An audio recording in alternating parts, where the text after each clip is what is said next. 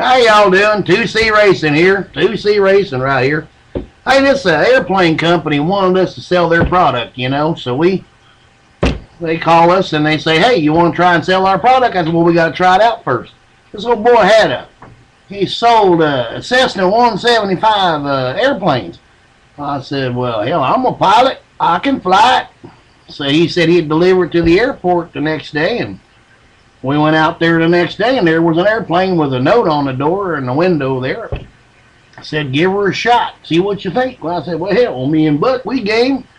Of course, I didn't tell him that I was a hell of a pilot with those remote control planes, but hell, a plane's a plane. It'll fly. So me and Buck got in. We fired that sucker up. Of course, we had to figure out how to do that. And we was putting around out there, and I was trying to figure out how to turn it and make it do what it's supposed to do. And it's a little different than, you know, the ones I fly, you know, where I just go, you know, and crash them. This one here, you kind of didn't want to crash because, you know, you're in it. So me and Buck, we had a lot of controls here, and there was some stuff on the floor. So I told Buck, you just control them on the floor, and I'll do this shit. We got down there at the end of the runway, and I guess when you push on, Buck, he wasn't getting it all together. Anyway, you got to push on those for the brakes, but they're also, I think, something to do with the airplane flight. So we got her stopped, and I pushed that damn looking throttle thing in. I pushed her all the way in. I pulled back on that stick. I told Buck, I said, let go with it. You know, we had them headsets on with a little microphone right here. I said, Buck, let go with the pedals. We're going down the runway, and old Buck's playing with the goddamn pedals. The plane's going like this, bang and forth, bang and forth, bang and forth. I said, Buck, leave him alone. About that time, I pulled back on that puppy to see if it'd fly. And I'm going to tell you right now, when it went up, it came back down just as fast as it went up. Because I think it's called a stall. Oh, Buck, hey, boy, we hit the ground, busted the wheels off this thing, snapped the wings off.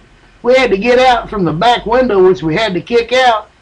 I got out and crawled over it, and it started smelling like fuel or gasoline or diesel or something. Me and old Buck walked about 25, 30 feet away, and that son of a bitch blew up.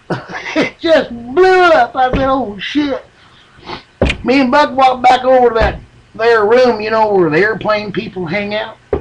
Wasn't nobody around, so nobody seen it. And we went in there, and I was going to call that old boy and tell him that maybe, you know, we didn't want to sell these things. There's something wrong with it because it wouldn't fly right. It didn't have those little deals like on a remote control. I could have flown it if it had those. Anyway, we called him and told him his plane was out there and he'd come get it anytime he wanted to.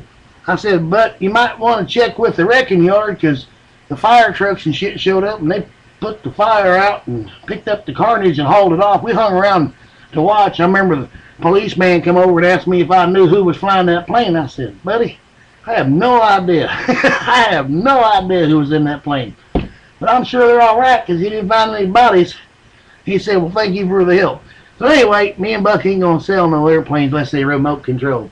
So we're going to get out of here right now because, oh, that had to be a $200,000 to $300,000 fuck up. Okay. Hey, Buck wants to say something. You ain't never seen Buck, have you? Oh, Buck, you've actually never seen Buck on here, have you? You hear about him all the time, and he's always saying shit. Well, guess what? He ain't going to see his ugly ass again today either. Have a nice day.